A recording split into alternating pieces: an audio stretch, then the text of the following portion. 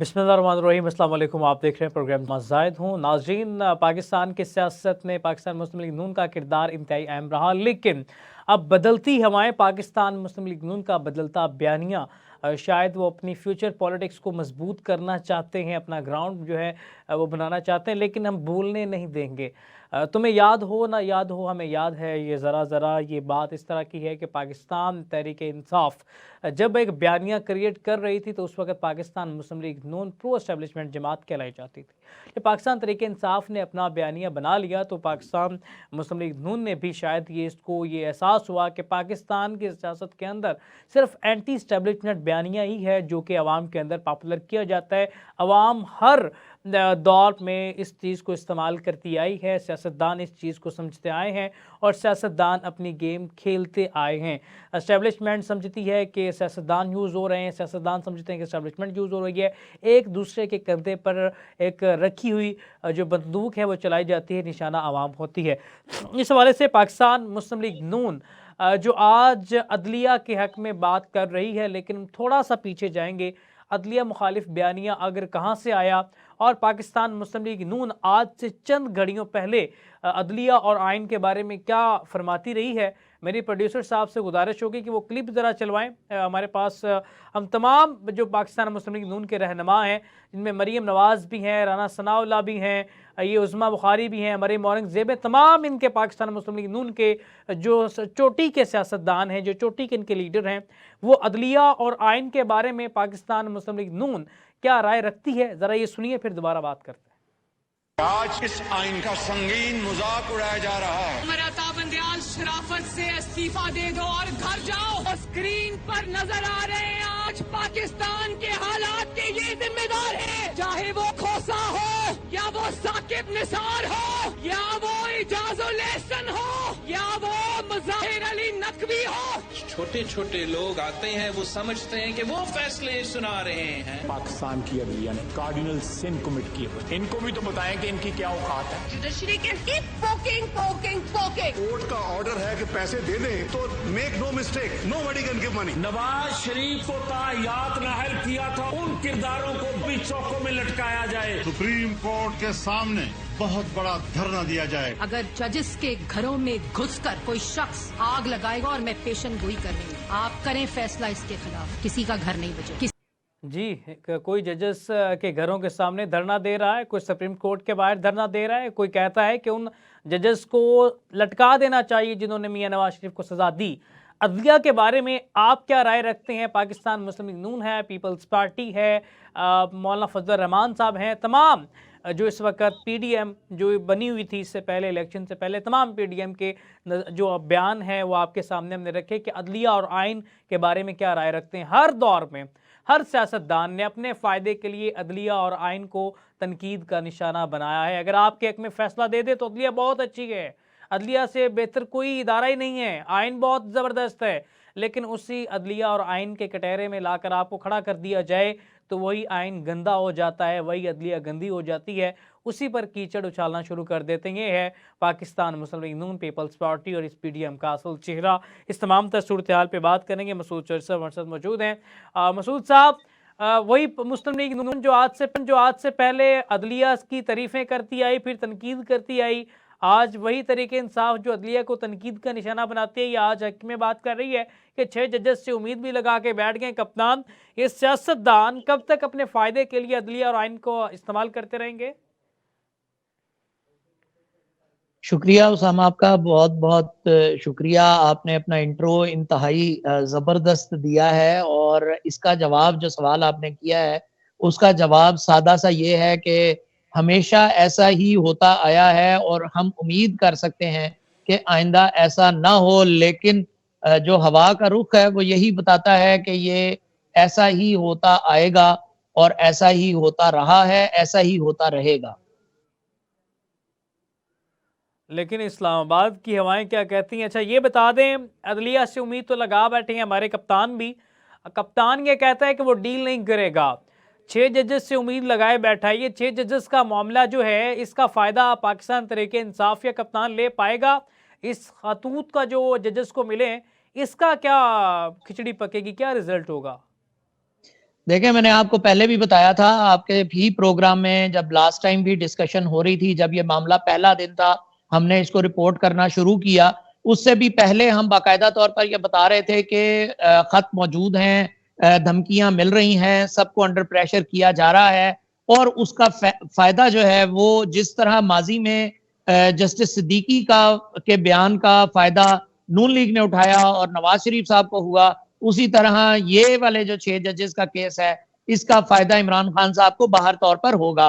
No doubt सिर्फ high court ही नहीं, supreme court के अंदर भी बहुत सारे जजेस और अब तो लाहौर हाई कोर्ट के अंदर भी जजेस को जो है वो लिफाफे मिलने शुरू हो गए हैं जिनके अंदर से एंथ्रेक्स निकल रही है और उसकी गो के मिकदार जो है वो 9 से 10% बताई जाती है। और अगर सहाफियों पर तो लिफाफों के इल्जाम लगते रहे हैं, ये जजेस को भी हम लिफाफों वाला कहना शुरू कर दें। अब देखें, अब इस वक्त तो ये दौड़ है कि जिस जज ने एंटी एस्टेब्लिशमेंट खुद को साबित करना है उसके पास से लेटर निकल आएगा, और अगर लेटर नहीं निकलेगा तो इसका मतलब है कि वो जज रडार पर नहीं है। ये दौड़ इस वक्त जो है वो पाकिस्तान के मेन स्ट्रीम सरफेस के ऊपर चल रही है और दौड़ है, जो भी जहां भी खड़ा होता है फिर आपको पता ही है कैसे। आप समझते हैं मसूद साहब, मेरा आपसे सवाल है कि अवाम इतनी सादा है? सिर्फ इसका जवाब देते। अवाम बहुत सादा है, हमारी अवाम माशाल्लाह बिल्कुल सादा है और बहुत ज्यादा सादा है। हमारे लोग जो हैं वो ये जितनी पॉलिटिक्स, जितनी चीजें होती हैं सुप्रीम कोर्ट में, हाई कोर्ट में और इर्द गिर्द, ये यकीन कीजिए अवाम का ये दर्द दुख नहीं है। अवाम का दुख यहाँ नहीं है। अवाम का दुख महंगाई है, परेशानी है, लोग परेशान है, पेट्रोल की कीमतें बढ़ा दी गई, डिवेल्युएशन है, फिर जॉबलेसनेस है, ये बहुत सारी बेरोजगारी है, बहुत सारे मसाइल है। हमारी अवाम बेचारी अपने मसाइल हल करने से जो है वो बाहर नहीं निकल पाती और अल्टीमेटली वो यही सोचते हैं कि आखिर में जो फैसला होगा फिर देख लेंगे। तो जब फैसला होगा, आखिरी फैसला, एंड रिजल्ट, उसी को देखा जाता है। हमारी अवाम तो वही देखती है। ये हकीकत है, कोई इसे माने या ना माने, हकीकत यही है। हकीकत यही है। अच्छा, अब सूरत हाल अक्सर काफ़ी तब्दील होती दिखाई देती है इलेक्शन के बाद। इनके पुराने साथी मौलाना फजलुर रहमान ने इनसे अलहदगी इख्तियार कर ली हुई है और मौलाना फजलुर रहमान साहब चूँकि PDM के सरबराह भी रहे, इसको लीड भी करते रहे, ईद के बाद वो भी सड़कों पे हैं। तो इससे पहले जब आपसे मेरी एक दूसरी वीडियो में आपसे गुफ्तगू हो रही थी तो आपने कहा था कि उस इंटरव्यू में कि मौलाना फजलुर रहमान साहब जब जरदारी के लिए निकले तो उसको भी रिहाई हुई, मियाँ नवाज शरीफ के लिए निकले थे उसके बाद भी रिहाई हुई, बेनज़ीर भुट्टो मुश्किल में थी तो मौलाना साहब बाहर निकले। आज अगर इमरान खान को फ़ायदा देते हैं तो जो उनका दरीना ख्वाब है सदर बनने का, इमरान खान पूरा कर सकेंगे या इस दफ़ा भी मौलाना साहब के साथ हाथ हो जाएगा अगर ये इस तरह का कोई इनिशिएटिव ले लेते हैं? जब आप एक दर से या एक रास्ते से ठोकर खाते हैं तो फिर आप बार बार उस रास्ते से, उस दर से ठोकर खाते रहते हैं। मौलाना साहब ने माजी के अंदर ये बात साबित की है कि उन्होंने बड़े ही सब्र और तहम्मुल के साथ बार बार ठोकर खाई है और यकीनन आने वाले वक्त में भी वो इसी तरह की ठोकरें खाते रहेंगे। मौलाना फजलुर रहमान साहब का इमरान खान के साथ याराना कोई नई बात नहीं है। यहाँ पहले भी मौलाना साहब और इमरान खान साहब जो है वो इकट्ठे एक पेज के ऊपर रह चुके हैं और आपको याद होगा कि इमरान खान साहब ने तो कागजात नामजदगी फाड़ दिए थे अपने, लेकिन जो दीगर जमातें थी उन्होंने कागजात जमा करवाए 2008 के इलेक्शन में और इमरान खान साहब उस वक्त भी कहा करते थे कि इन्होंने मेरे साथ हाथ किया है। तो उस वक्त भी जो है मौलाना फजलुर रहमान जो है वो इनके साथी और हमनवा हुआ करते थे। बल्कि अगर मैं यूं कहूं कि इमरान खान साहब इन्हीं जमातों के साथी और हमनवा हुआ करते थे तो गलत ना होगा। तो आज भी उसी तरह की पॉलिटिक्स है। देखें, बिसात वही है। पाकिस्तान में कान आप एक साइड से पकड़ लें, दूसरी साइड से पकड़ लें, शक्लें तब्दील होती रहें, लेकिन जो ताकत के घर हैं और ताकत जिन्होंने फ्लो जिस तरफ करती है ताकत, वो उसी तरह ही है, वो वहीं खड़े हैं, वो बार बार उसी तरह है, बार बार तारीख अपने आप को दोहराती है और हमारे लोग जो है वो तारीख अच्छा, से सबक नहीं हमने सीखते। देखा कि राना सनाउल्लाह साहब को फैसलाबाद से हरा दिया गया। अगर राना सनाउल्लाह साहब फैसलाबाद से ना हारते तो मोहसिन नकवी साहब की वजारत दाखिला की सीट मुश्किल नज़र आ रही थी। तो आज राना सनाउल्लाह साहब ने एंटी एस्टेब्लिशमेंट बयानिया पकड़ लिया। जवेद लतीफ़ साहब को क्यों हराया गया आप भी जानते हैं, मैं भी जानता हूँ, पूरा पाकिस्तान जानता है। तो उन्होंने भी एंटी एस्टेब्लिशमेंट बयानिया पकड़ लिया। जो मियाँ नवाज शरीफ के करीबी साथी थे वो बाहर हो गए और शहबाज शरीफ साहब के करीबी साथी थे वो निकल गए। डूबती नैया से भी निकले लोग हमने देखे। तो आज जो एंटी एस्टेब्लिशमेंट बयानिया जमा किया जा रहा है, इसको यूटिलाइज करने के लिए क्या शहबाज शरीफ का चेहरा दोबारा इस्तेमाल किया जा सकेगा? ये किया जा सकता है। और दूसरा, क्या जो मियाँ नवाज शरीफ साहब को एक बिल्कुल साइड लाइन लगा के अब दोबारा रीलॉन्च किया जाएगा, जो कि नज़र आ रहा है अगले साल में इन्होंने रीलॉन्च कर देना है, तो उसके रीलॉन्चिंग की वजह से पाकिस्तान मुस्लिम लीग नून फ़ायदा ले सकेगी? किसको रीलॉन्च करने की आप बात कर रहे हैं? मियाँ नवाज शरीफ साहब को रीलॉन्च किया जाएगा ना। मियाँ नवाज शरीफ साहब इज हिस्ट्री नाउ। बच्चों के हाथ आ गई है बात, छोटे भाई वजीर आजम बन गए, बेटी वजीर आला पंजाब बन गई, तो अब आगे बढ़े, मूव ऑन करें। तो वो पता तो ये बचा ना, आखिरी पता उनके पास मुस्लिम लीग, डूबती मुस्लिम लीग नून के पास यही है कि वो मियाँ नवाज शरीफ को ला के आगे खड़ी कर दें। मियाँ नवाज शरीफ साहब को अब लागे खड़ा मुस्लिम लीग नून जो मर्जी करती रहे, क्या वो मैटर करेगा? बिल्कुल भी नहीं करेगा। मियाँ साहब अभी इस उम्र के अंदर जेल जाना तो नहीं चाहेंगे, एजिटेशन की पॉलिटिक्स नहीं करना चाहेंगे। हमेशा से उन्होंने जो है वो एक सीधा रास्ता इख्तियार किया है। ये भी क्लियर करते चलें कि जो एंटी एस्टेब्लिशमेंट बयानिया बनाया जा रहा है राना सनाउल्लाह या जवेद लतीफ की तरफ से, तो उसको यूटिलाइज कैसे किया जाएगा? अगर आपके बकौल मियाँ साहब, बड़े मियाँ साहब को रीलॉन्च नहीं किया जाएगा तो कौन सी मुस्लिम लीग नून जो इसको, इस बयानिया को यूटिलाइज करेगी जो अभी से बनाना शुरू कर दिया गया? मरियम नवाज साहिबा यूटिलाइज करेंगी ना। तो मरियम नवाज साहिबा आज जिस कंधों पे बैठ के वजीर आला पंजाब बनी है, क्या अवाम ये भूल जाएगी? बिल्कुल भूल जाएगी। अवाम पहले भी भूल गई है बहुत सारा कुछ, अब आगे भी भूल जाएगी। अवाम की कोई मसला नहीं है अवाम का। अवाम, हमारी अवाम बड़ी बेचारी, बड़ी सादा है।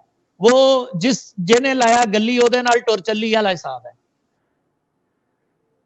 चलो ये भी आपने वो शशपंज का शिकार कर दिया। सारा बयानिया बनाया जो आपने बना हुआ था नीचे गिरा कर रख दिया हुआ है। लेकिन इसके बावजूद मैं एक बात करूँगा, पाकिस्तान मुस्लिम लीग नून नो मोर, क्योंकि इस तमाम सूरत हाल में जो महंगाई का एक तूफ़ान आने वाला है ईद के बाद, और जिस तरह से पाकिस्तान मुस्लिम लीग नून एक बयानिया क्रिएट कर रही है कि शहबाज शरीफ साहब जो है वो पाकिस्तान के वज़ीर आज़म मुस्लिम लीग नून के नहीं हैं, तो जो ये बयानिया देने की कोशिश की जा रही है कि मुस्लिम लीग नून के वज़ीर आज़म जो है वो मियाँ नवाज शरीफ साहब ही हैं, तो मेरे ख्याल से, मुझे ये, आप मुझसे इत्फाक नहीं कर रहे, लेकिन मुझे कहीं ना कहीं लगता है कि मियाँ नवाज शरीफ को मुस्लिम लीग नून एक दफ़ा आखिरी बार जो है ना, वो कहते हैं कि आखिरी बार यूटिलाइज़ करेगी। तो आखिरी बार यूटिलाइजेशन में उसका फ़ायदा होगा नहीं, इस पर वक्त आएगा। लेकिन दूसरी तरफ कप्तान की जो जारहाना बैटिंग है मसूद साहब, डील से इनकारी हैं। आज तो बड़ी अहम शख्सियात के नाम लेके वाज़े पैगाम भी दे दिया। इस पैगाम रसानी का किरदार अदा कौन करेगा, और इस पैगाम जो गया है इसका फ़ायदा भी होगा, और जो अली जैदी जैसे किरदार हैं जिसका खान साहब ने आज खुद जिक्र कर दिया, वो मौसर साबित होंगे? देखें, बिल्कुल मौसर साबित होंगे। जिनके साथ राब्ते हो रहे हैं, जिनके साथ राब्ते होने ज़रूरी हैं, वो जब राब्ते अपनी मेच्योरिटी की जानिब जाएंगे और मेच्योर हो जाएंगे मुकम्मल तौर पर, तो वो जो है उनका फ़ायदा हमें नज़र आएगा। अभी नज़र आना, कुछ नज़र आना शुरू हो जाता है। लेकिन जहाँ तक आपने बात की ना मियाँ नवाज शरीफ साहब के इस्तेमाल की, तो लाजमी नहीं होता कि हुकूमत में ला के, ताकत में रख के ही किसी को इस्तेमाल किया जाए। कभी कभी ताकत से बाहर रखकर भी इस्तेमाल किया जाता है और उसका ताकत से बाहर रखकर भी फायदा उठाया जाता है। तो जो इस वक्त नून लीग बयानिया बना रही है, वो बयानिया ताकत से बाहर रखकर नवाज शरीफ साहब को ज्यादा फायदा देता है, और वो ताकत से बाहर रहकर वो मुश्किल फैसले इंसर्ट करने की कोशिश करते हैं, करते रहेंगे, जो अगर वो ताकत में होते तो डायरेक्ट कन्फ्रंटेशन में आ जाते। तो ये इस सेंस में तो वो इस्तेमाल होंगे। बाकी वो मरियम नवाज की ट्रेनिंग जरूर कर रहे हैं। वो मरियम नवाज साहिबा को आने वाले वक्त में वजीर आजम के लिए तैयार जरूर कर रहे हैं, जिस तरह उन्होंने शहबाज शरीफ साहब को तैयार किया है। और शहबाज शरीफ साहब का जो टेन्योर है वो अब हमारे सामने है। आने वाले वक्त में वो हमें नजर आएगा। मुतबादिल के तौर पर इमरान खान साहब की पॉलिटिक्स ही नजर आती है। जाहिर है ऑप्शंस जो हैं वो ही है टेबल के ऊपर, जो सबके सामने है। कोई अनहोनी बात, कोई अनहोनी चीज सामने नजर नहीं आ रही जिसके बारे में कहा जा सके कि अनप्रेडिक्टेबल हो जाएगा कुछ। ऐसा कुछ नहीं होता नजर आ रहा।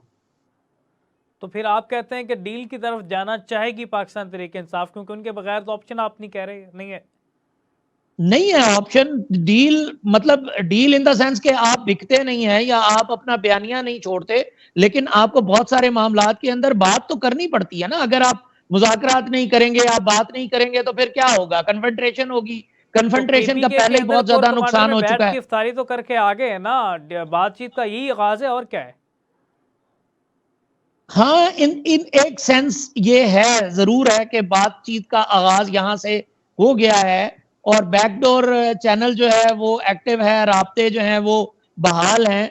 लेकिन जो सेकेंडरी क़यादत होती है उसके साथ बातचीत कुछ और होती है और फर्स्ट टियर जो होता है उसके साथ बातचीत कुछ और होती है। जो आज इमरान खान साहब के बयानात हैं, उन बयानात के तनाजुर में बहुत सारी ऐसी चीजें हैं जिनको नाकदीन जो है वो बड़ा सीरियसली भी देख रहे हैं, और कुछ चीजें ऐसी भी हैं जिनके ऊपर क्वेश्चन मार्क्स भी, फ्लैग्स भी आएंगे, बल्कि दीगर जो बहुत सारी चीजें हैं उनको बहुत हौसला अफजा भी करार दिया जा सकता है। तो मिक्स सी सिचुएशन है जो चंद दिन में, आने वाले चंद दिन में वाजे हो जाएगी। सबसे बड़ी बात ये होगी देखना। साहब एक और भी यहाँ पे खड़ा है ना, अगर पाकिस्तान तहरीक इंसाफ डील की तरफ चलती है, बैकडोर चैनल जो है एक्टिव करती है, बातचीत का आगाज टेबल टॉक की तरफ जाती है, तो उनका वर्कर जो एंटी एस्टेब्लिशमेंट बयानियां अपने अंदर घुसा चुका हुआ है, जो सोशल मीडिया वॉरियर है इसका, ये किस तरह से डिफेंड करेगा पाकिस्तान तहरीक इंसाफ को, और पाकिस्तान तहरीक इंसाफ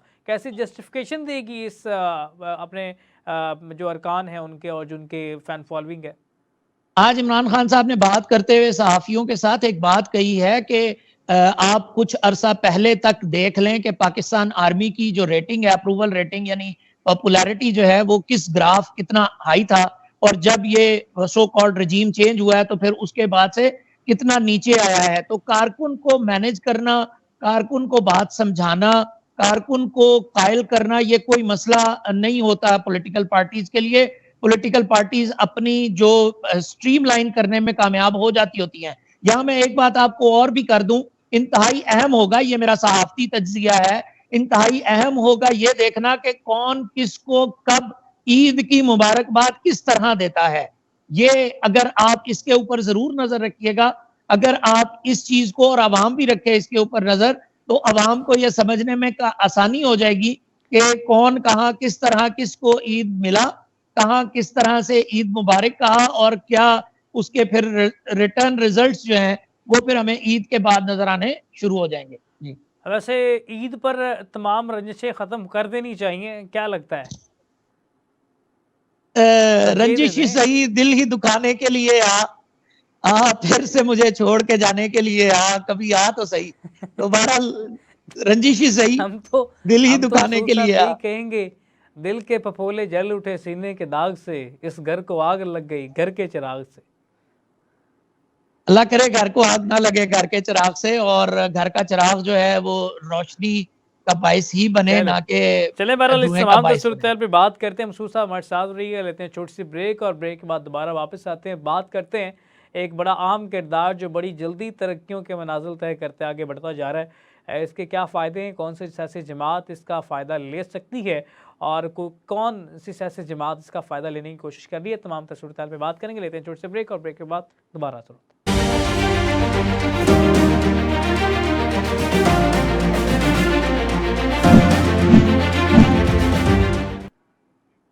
वेलकम बैक नाजरीन। बात जारी थी, जिस तरह से नकवी साहब मुसलसल तरक्की की मनाजिल तय करते आगे बढ़ते चले जा रहे हैं। कभी वज़ीर दाखिला, चेयरमैन PCB रह चुके हैं, अब सेनेटर भी हैं, तो आने वाले दिनों में कहीं वज़ीर आज़म पाकिस्तान ना बन जाए। मसूद चौधरी साहब, इस्लामाबाद की हवाएं क्या कहती हैं? इतनी जल्दी तरक्की किसी से पहले हज़म तो नहीं हो सकी, अब क्या कोई हज़म कर सकेगा? पाकिस्तान मुस्लिम लीग नून भी तनकीद के निशाने पर रख लिया, और जरदारी साहब कह चुके हैं कि उनके बच्चे हैं, तो कौन सी सियासी पार्टी इनसे फ़ायदा ले सकती है मुस्तकबिल में, और क्या ये इसी तरह से आज़ाद उम्मीदवार के तौर पे आगे बढ़ते चले जाएंगे या किसी सियासी पार्टी में शमूलियत भी बाकायदा इख्तियार कर सकते हैं? मोहसिन नकवी साहब जो हैं वो बहुत मेहनती आदमी हैं, ये मैं पहले भी आपको बता चुका हूं। वो अपने काम की बुनियाद पर पहचाने जाते हैं, जाने जाते हैं। इतना जल्दी और वैसे इस मेहनत वक्त का फल मसूद साहब किसी को मिला नहीं है जितना उन्हें मिल गया है। नहीं, मेहनत उन्होंने की बहुत है। हम उस दौर से जानते हैं जब उन्होंने जो है वो बीबीसी ज्वाइन किया था, उससे उसके बाद फिर उन्होंने चैनल बनाया। फिर चैनल, जाहिर है चैनल चलाना पाकिस्तान के अंदर एक काम है और फिर उसको सक्सेसफुली चलाते रहना, फिर सारे मामला। तो मेहनती आदमी है, इसमें कोई शक नहीं है। दूसरा ये कि उन्होंने वजीर आला पंजाब होते हुए अपने आप को साबित किया है कि वो बाकायदा तौर पर इस काबिल हैं कि उनको मौका दिया जाए। फिर उनको मौका दिया गया है। अब जो है वो वजीर खारजा, वजीर दाखिला, माफ कीजिएगा, वजीर दाखिला बनाया गया है। अब आने वाले वक्त के अंदर वो लाजमी बात है कि अगर वो तरक्की करते हैं तो बहुत खुश आइंदा है, बहुत अच्छी बात है। इसमें किसी को, जिसको जो मसला है वो उसको ये मसला है कि मेरी मरीम रिप्लेसमेंट है। नवाज साहबा का भी शौक था वजारत दाखिला लेने का, कहा यह जाता है। जी, ऑप्शन बचता नहीं था ना, कोई ऑप्शन बचता नहीं था। मतलब ये कि वजीर आजम आपके चाचू हों और आप वजीर दाखिला हों, वजीर खारजा जो हैं वो इसहाक डार साहब हों, तो फिर सारी तो कैबिनेट अपने घर में ही रह जाए तो फिर बाहर क्या जाए। तो इस वजह से वजारत आला लेना मुनासिब समझा। और दूसरी बात आपको बता दूं कि कुछ ओहदे ऐसे होते हैं जो फेडरेशन की अलामत बन जाते हैं। वजीर दाखिला होते हुए, एक अच्छा किरदार अदा करते हुए, अगर मोहसिन नकवी अपने आप को फेडरेशन की अलामत बनाने में कामयाब हो जाते हैं तो इससे अच्छा पाकिस्तान के लिए और इससे खुश आइंद पाकिस्तान के लिए कुछ नहीं होगा। लेकिन उनका जो इस वक्त टर्म और टेन्योर है, उनको ब्यूरोक्रेसी की जानिब से भी इंतहाई मुश्किलात का सामना है। हाँ। जबकि उन्हें आईजी इस्लामाबाद नहीं दिया जा रहा उनकी मर्जी का, फिर उसके अलावा उनकी मर्जी के और बहुत सारे तो काम है जो इस वक्त एक और भी नहीं दराड़ किए जा है रहे। मसूद साहब, कहा यह जाता है कि मरीम नवाज साहबा के इल्म में लाए बगैर आईजी इस्लामाबाद की तैनाती की गई है, तो वो भी कहीं पर इस तरह को दराड़ पैदा हो गई है। देखिए, आईजी इस्लामाबाद दो नाम आना, फिर उनका एक्सेप्ट होना, फिर उसका वापस चले जाना, फिर अभी इस वक्त वो पोजीशन का वेकेंट होना, ये अपने आप में एक सवालिया निशान तो बहरहाल है। और मोहसिन नकवी साहब के ओहदा संभालते ही दहशतगर्दी की एक नई लहर का आ जाना, ये भी एक सवालिया निशान है। फिर एक और बात आपको बता देता हूं कि इस वक्त, आज जिस वक्त हम ये बात कर रहे हैं, तो एक अलर्ट जारी किया गया है सिक्योरिटी इदारों की जानिब से कि जो हमसाया मुल्क रॉ है, रॉ जो इंटेलिजेंस एजेंसी है, वो पाकिस्तान के अंदर अहम शख्सियात को निशाना बनाने की प्लानिंग कर रही है और निशाना बनाने का इरादा रखती है। ये इंतहाई अहम डेवलपमेंट है। और पाकिस्तान के अंदर जो दहशतगर्दी की लहर है, जिससे पहले ही पाकिस्तान के सिक्योरिटी इदारे नबरदाजमा हैं, उनकी मौजूदगी में होते हुए मोहसिन नकवी का काम जो है वो बहुत ज्यादा बढ़ गया है, पहले की निस्बत भी मजीद बढ़ गया है। जबकि उनके जो दूसरी तरफ उनको लोकली मुश्किलात का सामना है, तो लाजमी बात है कि जो सोना है वो तप रहा है कुंदन बनने के लिए। मसूद साहब, एक और बात भी है ना यहाँ पे, अब इंडिया ने भी, भारत ने भी एक धमकी अमेज जो है वो ट्वीट कर दिया, उसके बाद बयान भी दे दिए। इलेक्शन करीब आते हैं भारत के अंदर तो वो पाकिस्तान के ऊपर चढ़ाई करने की कोशिश करता है और उसको इलेक्शन कैंपेन के लिए यूटिलाइज़ करता है। मोदी गवर्नमेंट ने और मोदी मीडिया ने मिलकर ये प्लान मुरतब किए। तो इस दफ़ा पाकिस्तान तैयार है उसको फेस करने के लिए। पिछली दफ़ा तो हमने बड़ा ज़बरदस्त माशाल्लाह से अभिनंदन तोहफा दे दिया उनको। देखें, हम हमेशा तैयार रहे हैं, हम हमेशा तैयार हैं, हम हमेशा तैयार रहेंगे। इसमें ना तो किसी को कोई शक है, ना ही किसी को शक होना चाहिए। पाकिस्तान का जो दुश्मन है वो हर तरफ से वार करने की कोशिश करता है और उस हर वार को काउंटर करने के लिए ना सिर्फ हमारे इदारे मेहनत करते हैं, बल्कि अवाम भी इस मामले के अंदर शाना बशाना खड़ी हो जाती है। पाकिस्तान के अवाम बाय एंड लार्ज मुहिब्बे वतन है, सब पाकिस्तान के साथ खड़े होते हैं, सब इदारों के पीछे खड़े हो जाते हैं। और जब कभी भी पाकिस्तान के ऊपर कोई मुश्किल वक्त आता है, देखे ना, कोई मुश्किल वक्त हो, चाहे वो क्रिकेट मैच हो, चाहे वो कहीं कोई मुश्किल वक्त हो, कभी इंडिया जब हमें ललकार के देखता है, ईरान ने हमें ललकार के देखा, अफगानिस्तान ने हमें ललकार के देखा, तो फिर पूरी कौम जो है वो अचानक से सब इकट्ठे हो जाते हैं। तो हम उसी तरह हैं, हथेली की मानंद कि पांचों उंगलियां अलग अलग आपको नजर आती हैं, लेकिन जब कोई दुश्मन हम पर हमलावर होता है तो फिर हम इस तरह हो जाते हैं, एक मुट्ठी की मानंद बन जाते हैं, और फिर जो मुक्का हम मारते हैं उसकी दर्द जो है वो हमारा दुश्मन सदियों याद रखता है। इसीलिए तो फंटास्टिक टी आज भी उसको याद है, और ईरान को भी याद है कि उसने क्या किया और फिर क्या हुआ। तो पाकिस्तान की ना सिर्फ एयरफोर्स बल्कि नेवी, और फिर पाकिस्तान की आर्मी, फिर पाकिस्तान के इदारे, ये किसी को कोई शक नहीं है इसके अंदर, ना ही कोई शक होना चाहिए, ना ही कोई भाम है जी। बिल्कुल इसी तरह से पाकिस्तान के इदारे पाकिस्तान का फ़ख्र हैं, और पाकिस्तान के जवान पाकिस्तान का फ़ख्र हैं। तमाम सियासी पार्टियाँ इस हवाले से मुख्तलिफ़ तरह की राय आवाम के अंदर एक नैरेटिव बिल्ड करती हैं, लेकिन जब भी हम बात करेंगे पाकिस्तान के इदारे पाकिस्तान के अवाम का फ़ख्र हैं, और पाकिस्तान के इदारे पाकिस्तानी अवाम से ही हैं। कोई इदारा अवाम से बड़ा नहीं है, और अवाम से ही इदारे वजूद में आते हैं, और अवाम के लिए ही इदारे वजूद में आते हैं। अवाम को ही फ़ायदा पहुंचता है, अवाम को यूटिलाइजेशन ही करना पड़ती है। मसूद साहब, एक तो ये मामला है, हम देख रहे हैं कि जहाँ तक हम पाकिस्तान के अंदर एक जंग लड़ रहे हैं, उसी तरह पाकिस्तान के इर्द गिर्द भी पाकिस्तान के दुश्मन दाग लगाए बैठे हैं, लेकिन इसके बावजूद अल्हम्दुलिल्लाह पाकिस्तान सरबुलंद है, रहेगा इंशाअल्लाह। जब तक सूरज चाँद बाकी रहेगा, पाकिस्तान का नाम बाकी रहेगा। लेकिन इसके अलावा जो हमारे चैलेंजेस हैं, उनसे हमें निपटना है, उनसे निकलना है, उसके लिए मुसलसल हम बात करते हैं। आज भी हम बैठे हैं, मुसलसल बैठते हैं, आगे बैठते रहेंगे सिर्फ पाकिस्तान के मसाइल के लिए कि हम पाकिस्तान के ये मसले पैदा कहाँ से हो रहे हैं और इसका हल कैसे किया जा सकता है। तमाम सियासी पार्टियों को अगर हम देखते हैं जो मौजूदा सिचुएशन है, इसमें एक जान हो के अगर बैठना पड़े तो पाकिस्तान तरीके इंसाफ पीछे हटती दिखाई देती है। तो क्या कोई ऐसा हल निकल सकता है कि हम पाकिस्तान तरीके इंसाफ को बना के पाकिस्तान के लिए तमाम सियासी जमातों को एक टेबल पे बिठाने में कामयाब हो जाए? सबसे पहली बात तो ये जो आपने इब्तदाई गुफ्तगू की इसी मामले में, तो उस पर एक शेर याद आया कि तुंदी बादे मुखालिफ से न घबराए औकाब, ये तो चलती है तुझे ऊंचा उड़ाने के लिए। तो जो पाकिस्तान की के उकाब हैं वो तो ऊंचा उड़ते ही हैं, और तुंदी बादे मुखालिफ से कभी नहीं घबराते। दूसरी बात यह है कि पाकिस्तान तहरीके इंसाफ जो है वो आने वाले दिनों में आपको हमारे मेन स्ट्रीम के साथ यानी एस्टेब्लिशमेंट के साथ मामलात बेहतरीन होते हुए नजर आएंगे। तीसरी बात यह कि पाकिस्तान के अंदर कभी भी हमने नेशनल नैरेटिव बिल्ड ही नहीं किया। हमने किसी को कभी निकाल दिया और कभी किसी को ले लिया।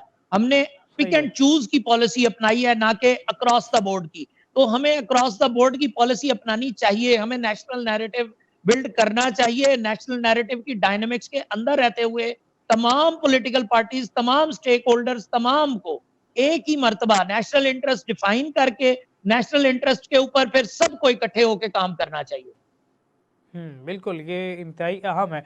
अच्छा, इस तमाम सूरत हाल में जमात इस्लामी चूँकि हाफिज़ नईमुर रहमान साहब आगे एग्रेसिव पॉलिटिक्स रखते हैं, ये कोई रास्ता निकालेंगे तमाम सियासी जमातों को एक साथ इकट्ठा करने का, या फिर पाकिस्तान तरीके इंसाफ के साथ जाते दिखाई देते हैं? क्योंकि हाफिज़ साहब का इमरान खान से कोई काफ़ी पुराना ताल्लुक है, दोस्ती इनकी पर्सनल भी रही है। देखें, जमात इस्लामी का जहाँ तक ताल्लुक है तो उनकी शूरा ने फैसला कर दिया है कि नईमुर रहमान साहब जो है वो उनके अगले 5 साल टेन्योर के लिए अमीर होंगे, जबकि मेरी नज़र में इंतहाई नफीस शख्सियत जो है वो सिराजुल हक साहब, उनसे उन्होंने माजरत कर ली है, उन्हें उहदे से सुबकदोश कर दिया है। तो नईमुर रहमान साहब की जो पॉलिटिक्स है वो अग्रेसिव पॉलिटिक्स नजर आई है पिछले काफी अरसे में, काफी दिनों में। तो जब आपने नेशनल कंसेंसस बिल्ड करना हो फिर तो अग्रेशन नजर आना बहुत अच्छी अलामत नहीं होती। दूसरी बात यह कि लियाकत बलोच साहब जैसे मुदब्बिर लोग, दीगर बहुत सारे सीनियर जो जमात इस्लामी के लोग हैं, उनको भी वो ज्यादा नजदीक समझे जाते हैं, मुदब्बिर समझे जाते हैं। लेकिन मेरा ये मानना है कि जमात इस्लामी की जो मजलिस शूरा है उसने ये फैसला कर लिया है कि अब उन्होंने अग्रेसिव पॉलिटिक्स करनी है, और आने वाले दिनों में उन्होंने अपनी जो असर्शन है उसको कायम करना है, कोशिश जारी रखनी है, और उसी की बुनियाद के ऊपर उन्होंने अगले इलेक्शन में जाना है। तो मेरा जाती मानना है कि नईमुर रहमान साहब की जो तब्दीली है, जो उनका आना है, वो ये ज्यादा है कि अवाम के अंदर उनका बयानिया ज्यादा मजबूती के साथ फैल सके, फिर सके। गो के नईमुर रहमान साहब की जो परफॉर्मेंस है कराची के हवाले से, अगर उसको तनकीदी जायजा लिया जाए तो वो उस तरह डिलीवर नहीं कर सके जिस तरह उन्हें करना चाहिए था। लेकिन आने वाले दिनों में ये बात पता चलेगी कि वो कहाँ खड़े हैं और किस तरह से वो परफॉर्म करते हैं और नहीं, एक क्या बात उसके तो रिजल्ट्स आपको जमात तस्दीक इस्लामी के करनी लिए आते हैं। पड़ेगी मसूद साहब, जमात इस्लामी ने अगर ये फैसला लिया है, जमात इस्लामी कभी भी ये छाप नहीं लगने देती कि किसी एक शख्स की ये पार्टी है, क्योंकि वाहिद जमात इस्लामी का इलेक्शन है जिसमें उनके मुखालफिन भी दाद देते नज़र आते हैं। वो कहते हैं कि वाक़तन ये हक़ाइक़ पर मबनी है, इसमें कोई डंडी नहीं मारी गई, धांधली नहीं की गई है। अब जो शूरा ने फैसला किया बाकायदा उसकी वोटिंग का सिलसिला है। अब हाफ़िज़ नईमुर रहमान साहब को अगर उन्होंने सिलेक्ट कर लिया है बतौर अमीर, तो हम ये भी कह सकते हैं कि हाफ़िज़ साहब को जिस तरह से सिलेक्ट किया गया, तो वो जो ब्रांडिंग होती है अमीर की, जिस तरह से सराजुल हक साहब एक नाम है वो जानते हैं, तो कोई और अननोन पर्सन जो उठा के अमीर बनाते तो दोबारा से ब्रांडिंग करना पड़ती है एक नए शख्स की। लेकिन हाफ़िज़ नईमुर रहमान उस खला को पूरा करने में कामयाब हो जाएंगे, क्योंकि हाफ़िज़ नईमुर रहमान ऑलरेडी मीडिया पर भी, मीडिया मैनेजमेंट की उनकी अच्छी है, इसके अलावा आवाम के अंदर भी है और स्टंट भी अच्छा खेल लेते हैं, मुखालफिन को भी घेरा डाल लेते हैं। मतलब तमाम उनके अंदर एबिलिटीज़ हैं कि अमीर जमात इस्लामी का किरदार वो अच्छे तरीके से अदा कर सकें, तो उनका जो गैप है सराजुल हक साहब का वो फिल कर सकें। उनकी पॉलिटिक्स देखें उसामा, उनकी पॉलिटिक्स कराची बेस्ड अभी तक हमने देखी है। अभी आने वाले दिनों में हमने पूरे पाकिस्तान की पॉलिटिक्स देखनी है उनकी। सिंध की पॉलिटिक्स सबसे बड़ा शहर है कराची, उसके अंदर एक पॉजिटिव जेस्चर है, तो मेरे ख्याल में पाकिस्तान को भी रन कर सकते हैं। एक पॉइंट अपनी एबिलिटी कराची के अंदर यूटिलाइज करने की कहा गया तो उन्होंने करके दिखा दी। अब पाकिस्तान का मौका दे देंगे, पंजाब का मौका दे देंगे, सिंध का देंगे, जहाँ पे शख्स को खड़ा करेंगे वहीं पे अपनी एबिलिटीज को दिखाने में कामयाब हो सकता है। देखें इस्लामाबाद के अंदर जमात इस्लामी जो मजहबी जमातें हैं, देखें मैं मजहबी जमातों के बारे में बात बता दूं आपको कि मजहबी जमातों के बारे में सब कहते हैं कि ये ईमानदार लोग हैं, नेक लोग हैं, शरीफ लोग हैं, सब ठीक है। लेकिन जब वोट देने की बारी आती है तो मजहबी जमातों को अवाम वोट उस तरह से पजीराई नहीं मिलती और अकेले मजहबी जमातें जो हैं वो हुकूमत बनाना तो दरकिनार, वो अकेले वो सीटें भी लेने में कामयाब नहीं हो पाते जो माजी में वो जीत चुके होते हैं। तो अभी भी जमात इस्लामी ने अपने आप को लूज किया है, गेन नहीं किया। तो अब जब अमीर की तब्दीली है उसके जरिए से अब आने वाला इलेक्शन जो है वो साबित करेगा कि ये गेन करते हैं या लूज करते हैं। अगर यहां से लूज करते हैं, अगर यहां से ग्राउंड मजीद लूज हो जाता है किसी भी तरह से, तो जमात इस्लामी बिल्कुल एंड रिजल्ट्स पे चली जाएगी और एंड पोजीशंस पर चली जाएगी। लेकिन अगर यहां से गेन करते हैं तो शायद उस पोजीशन पर आ जाएं जिस पर 2002 में रहे हैं।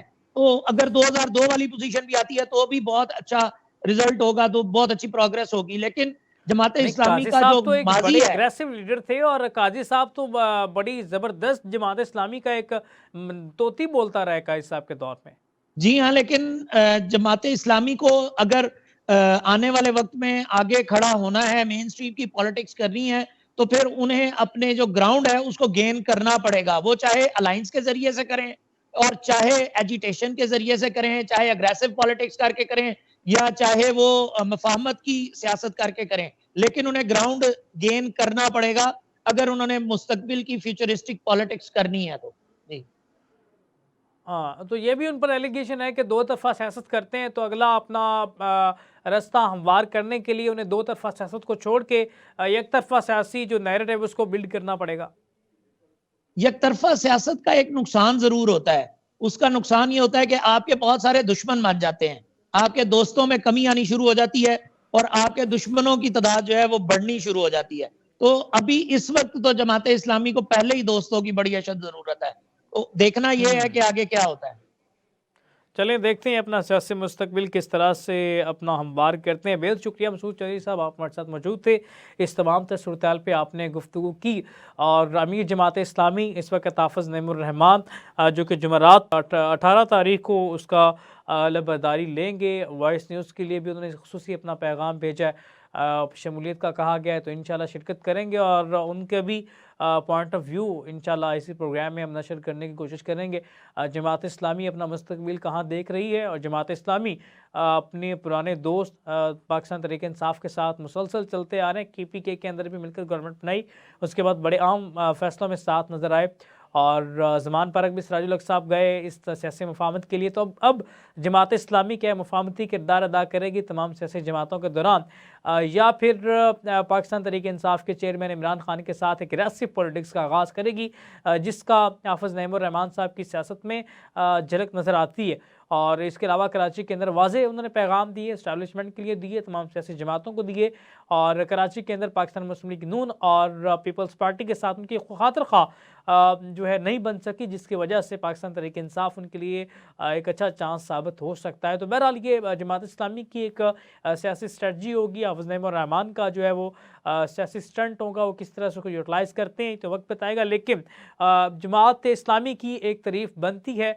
जमात इस्लामी की तारीफ़ इसलिए बनती है कि वाहिद जमात इस्लामी का इलेक्शन है जिसको तमाम उनके मुखालफीन नाकदीन इस चीज़ का इजहार करते नज़र आते हैं कि जमात इस्लामी ने वाक़तन एक असूल पर मबनी और एक मुनसफ़ाना इलेक्शन करवा के तारीख़ रकम कर दी है। तो जमात इस्लामी की इस चीज़ की मुबारकबाद के मुस्तहिक़ है। और इसके अलावा हाफिज़ नईमुर्रहमान साहब जो अमीर जमात इस्लामी पाकिस्तान बन चुके हैं, 18 तारीख को अपना हल्फ लेंगे, उनको मुबारकबाद पेश करते हैं। जमात इस्लामी को मुखलिस नडर बेबाक क़यादत मुबारक को अपने मेज़बान उसामा ज़ाहिद को दीजिए इजाज़त। अल्लाह ने के पास।